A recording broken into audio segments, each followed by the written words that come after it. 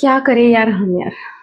सच में हम बहुएं फंस चुकी हैं। समझ रहे हो ना।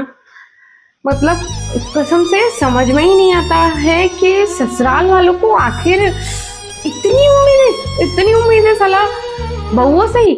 और अगर ठीक है हम बहुओं से उम्मीदें भी हैं तो साला सिर्फ हमसे ही क्यों, अपनी औलादों से क्यों नहीं है आप लोगों को उम्मीदें कि भाई आपने अपना बेटा अपनी बेटी पैदा करके रखा है तो आपको उनसे इतनी उम्मीदें क्यों नहीं है भाई।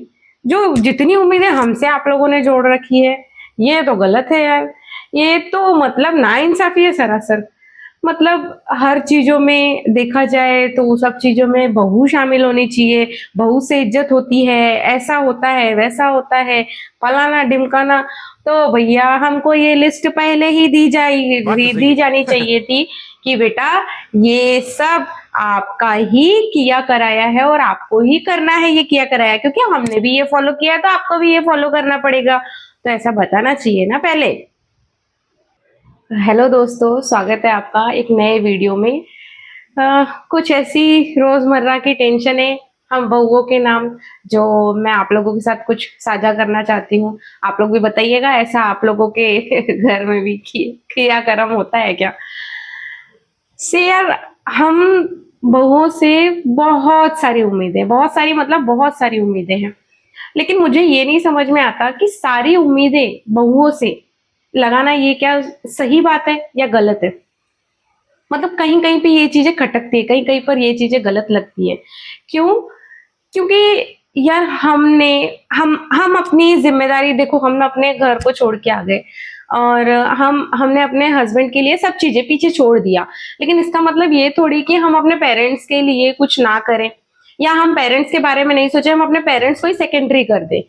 हम अपने पेरेंट्स को तो सेकेंडरी नहीं कर सकते ना अपने घर को। जबकि वहीं पर अपोजिट में हमारा हस्बैंड है। हमारे हस्बैंड जब अपने परिवार को इन्हें सेकेंडरी प्रायोरिटी नहीं रख सकते तो फिर हम अपने अपने माँ बाप को सेकेंडरी प्रायोरिटी कैसे रखना चालू कर दे। आप मुझे ये बताइए, ये समझाइए।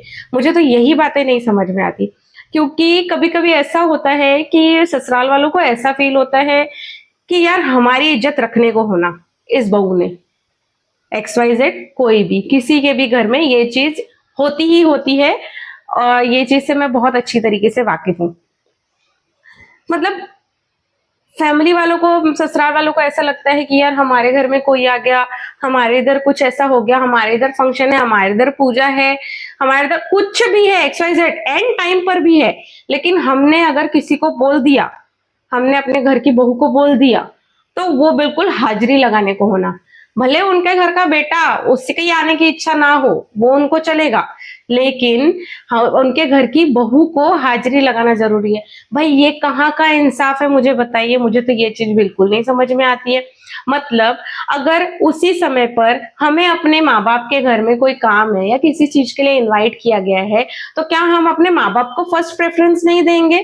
हम अपने माँ बाप को पहले नहीं देखेंगे या हम ये सोचेंगे नहीं भैया हमको वहां पे अपना नाम रोशन करना है, हमको अच्छा दिखना है और कहीं कोई कुछ ये ना बोल दे, कहीं कुछ वो ना बोल दे तो भैया नहीं पापा मैं जा रही हूँ, मम्मा मैं जा रही हूँ। तो यार ये तो अपने माँ बाप की इज्जत नहीं रखना हुआ ना। हम क्यों अपने माँ बाप को सेकेंडरी रखें? मुझे ये बात नहीं समझ में आती।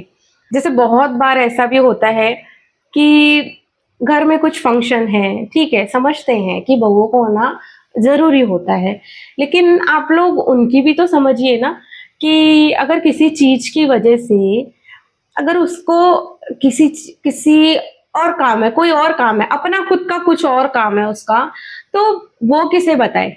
उसका हस्बैंड तो समझ रहा है लेकिन वो किसे बताए? और अगर हस्बैंड भी उसके तरफ बोलता है तो फिर भैया हस्बैंड के मुंह में तो बीवीच बीवीच शब्द डालती है बोलने के लिए, ऐसा ससुराल वालों का कहना हो जाता है। तो अगर हस्बैंड अपनी बीवी का सपोर्ट कर रहा है तो आपकी क्यों इतनी जलती है? मुझे ये चीज नहीं समझ में आती।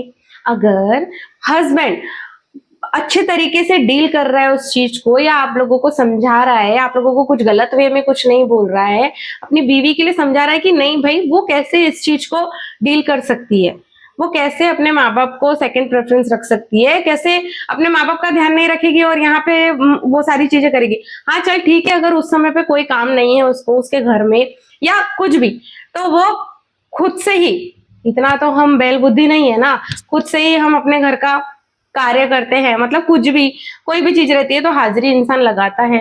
लेकिन यार मुझे सच में नहीं समझ में आता कि इन खुद लड़के लोगों को ही किसी किसी चीज में इन्वॉल्व होने की इच्छा नहीं होती है, उसके बाद भी हम लोगों को क्यों अपना मन मार के इन्वॉल्व होना पड़ता है यार, मुझे ये बात नहीं समझ में आती। और कभी कभी इस चीज के लिए बड़ा दुख होता है कि हम किसी को कुछ बोल भी नहीं सकते, लेकिन सामने से कोई कुछ समझता भी नहीं है और ना ही समझना चाहता है, उनको सिर्फ अपनी इज्जत की पड़ी हुई रहती है।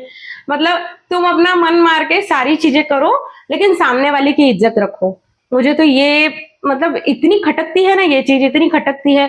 और अभी तो मैंने अपना मंसूबा बना के ही रखा है कि भैया मुझे खुद को दुखी नहीं करना है, मुझे जैसा रहना है मैं वैसा रहूंगी।